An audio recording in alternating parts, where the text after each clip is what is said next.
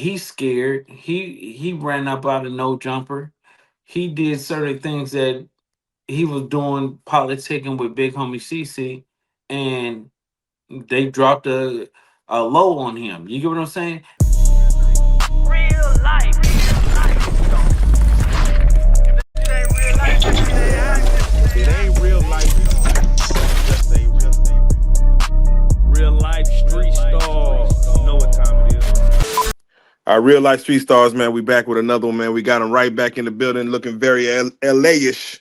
Luce Man, Cannon, what's good, what's good with it, King? How you doing? man? We blessed and highly favored, man. I got to say, since the last one we did, you whack coming on to of course address the big homie CC. I guess we might as well pick up where we left off. um First and foremost, I like to give some insight and clarity when people come on and they see these type things. That was everyone said that was I'm looking at the comments, and it's kind of going back and forth whether who's right or who's wrong. We'll let it live over there. But a lot of people said it was staged. Like that was like we all got on the phone and said, hey, let's all get on the phone and do this WWE thing. um I want to let them know that no, that was Luce Cannon speaking his side, Big Homie speaking his side, and then us calling both parties saying, hey, do y'all want to go and get on the line? We didn't know how that conversation was going to go at all. So if you don't mind letting us know, because we didn't know WAC was coming on either. What was your Yeah, purpose of no, getting on the call on your end? Why did you want to get on that call? no. The reason why is because I wanted the truth. You know, the truth always prevails. So when two men have two different sides of the story, people can actually see somebody that if I'm telling my story and I'm telling it to him and he's not denying it, they should automatically know the truth. They should automatically know like he's a fraud. Do you get what I'm saying? They should automatically realize like clown activity, because when people try to change the subject and blame it on something else or do something else to try to confuse the situation, they know that man is lying. It wasn't no WWE move or anything like that, which I know that he's a fictional character, and which it's like another unlike character out of like Mortal Kombat or something like that. He's just like a real life goofball. But at the end of the day, it's like I hope the people really get dissect to what y'all showed, because I hit y'all up and then y'all hit a big homie CC to see if he wanted to jump on a call. I didn't know the purpose of him jumping on the interview and him playing games when he could just tell his story and let the fans choose. But he did such of a good job, like you saying, they saying it was staged, but it was never staged, because I don't stage none of that stuff like that. All that stuff is just like BS. And like speaking on the weirdo, the cupcake, the soft marshmallow, um, he did something with 607 Unc, and 607 Unc, it didn't play in his favor. So at the end of the day, is he's scared. He ran up out of no jumper. He did certain things that he was doing politicking with Big Homie CC, and they dropped a low on him. You get what I'm saying? And people don't realize that when you in our backyard, and I was telling you about how people check in, right? Right. When you check in or whatever, you checking in or whatever, but all the hitters, I know exactly where you're gonna be at, the time, everything, the location. So he tried to slide in and they already gave us all the information like a day prior. So it's like, bro, don't even realize like you was gonna really something bad was gonna happen to you. But my man Flacco, poetic Flacco, he told me, he was like, please, Luce, do me this favor. Please just don't have nothing jump off, or don't, just let him live, because he coming to see me.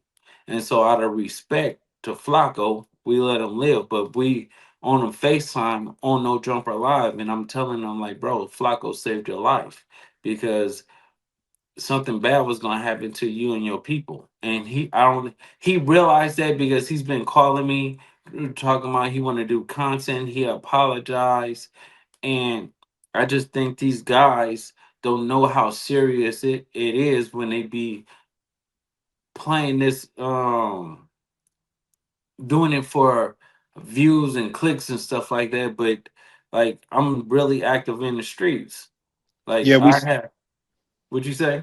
I was gonna say we saw you come on. Of course, 607 Unc was there with Flacco and Brick Baby, and then of course you hop on the line and he's saying pull up. He's telling you pull up on his mama. You know, pull up, pull up. And do you not see if like he's just trolling or do you believe like he's serious when he says pull up No, and no, he was trolling at first, and then Flacco was stressing to him like, bro, they gonna pull up and it's gonna be bad. And Flacco is saying like, not do like, don't do that. And you see, Brick Baby left because Brick Baby gave us the location.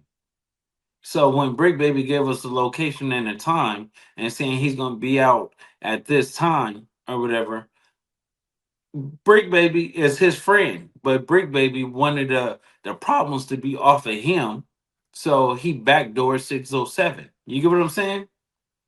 yeah, damn. So let's speak on that because technically coming into no jumper, isn't that a form of checking in? Like you just, hey, Adam, we're coming on. Adam invites a person on. Does a person need to check in if Adam is sending out an invite for a person out of state to come into LA and come on the show?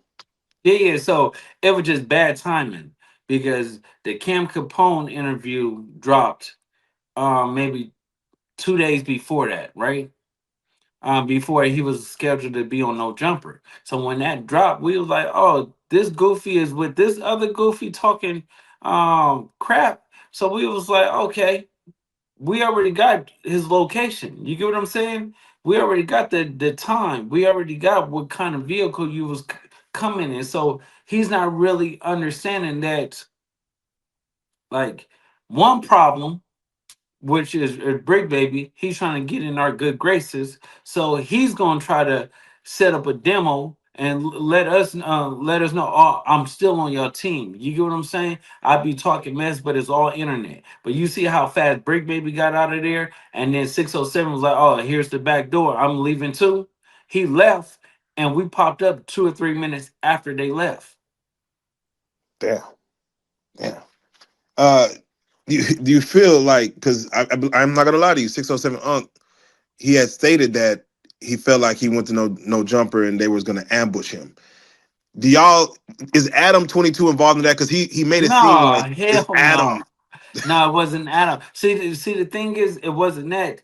We seen the interview, right? And when we seen the interview or whatever, Polka Butts, aka Brick Baby, the softest crip in the world, he said, "Listen, he's gonna be here at this time, and when he walk out, it's fair game." I said, "What kind of vehicle?" He told us the vehicle. He told us everything. So at the end of the day, it's like we was gonna get him. But he left. But since it played out on No Jumper, and the cold part about it is we didn't know they was recording. But Oh, one, oh, damn. so the cat's out the bag. So that's why I could speak on it, and that's why Flacco was like, "Let him live," because Flacco begged me. He was like, "Just what's his name?" Because and he was telling them like, "Bro, stop trolling because they was gonna come and do something bad to you." So is LA a place where like you got to be all the way serious? I mean, actors can't act, trollers can't troll, or like you gotta. No, oh no, you could troll and do whatever you want, but when you put snitch allegations and police allegations on real members, that's where it gets tricky because you said a restraining order that he got a protection, and you have to go to the police, give a statement, then go to the judge and get that thing. It's a process. You get what I'm saying? So when it's a process of doing that, that means you calling somebody a snitch, you calling them a rat. That could get you killed in LA. Yeah, that's real. That's real. Going back to checking in. I saw you did another podcast on bag. I forgot the name of the podcast, but you Back whacking. fees, yeah, Yeah, but yeah. yeah, you whacking 600 came in and spoke on that. Hmm. And as we spoke in the last interview, a lot of things are happening in LA that's going to be going on over the next few months, years, and stuff like that. Not a lot of big events. Yeah. Um, what is the like? What is the process? And because that mentality seems like it's only with like maybe New York, maybe LA, as far as checking in with some of the OGs out there to let them know you're gonna be moving throughout the city. Like, what is the actual process, and at what level does a person need to check in? Like, at what celebrity level? Okay, so basically it's like this.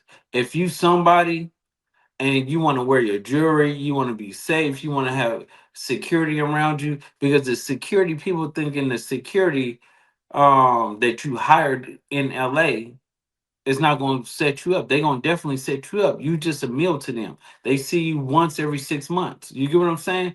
Once every year. So they're going to give us the information. Once they give us the information, it's nothing that you could do about it, because now we know what black truck you're going to be in. They're going to say they're going to hop out and go to the store and get some gum or something. And we got you right then and there. You can't move. You can't do anything. If you get an Airbnb and you the dumbest person alive. If you want to throw a party and stuff like that, you the dumbest person alive, because people would just go in there, even females. We send some females in there and they drop the location. They tell us how many people is in there.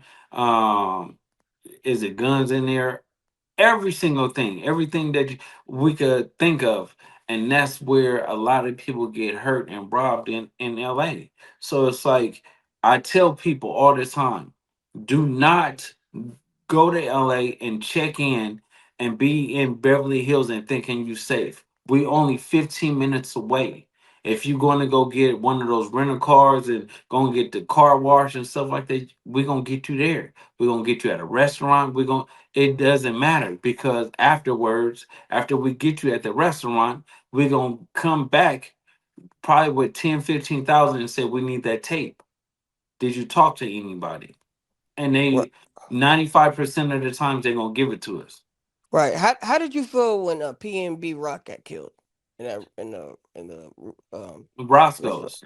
Yeah, in Yeah, Roscoe. yeah. Yeah. So I felt it was like super, super messed up, because at the end of the day, it was me and Big Useless in there when it happened. So when it happened, I wish I could have just told him like, bro, just give up the jury and we get it back to you later. But it just happened so fast, and he wasn't cooperating, and that's when they took it off of him by force. You get what I'm saying?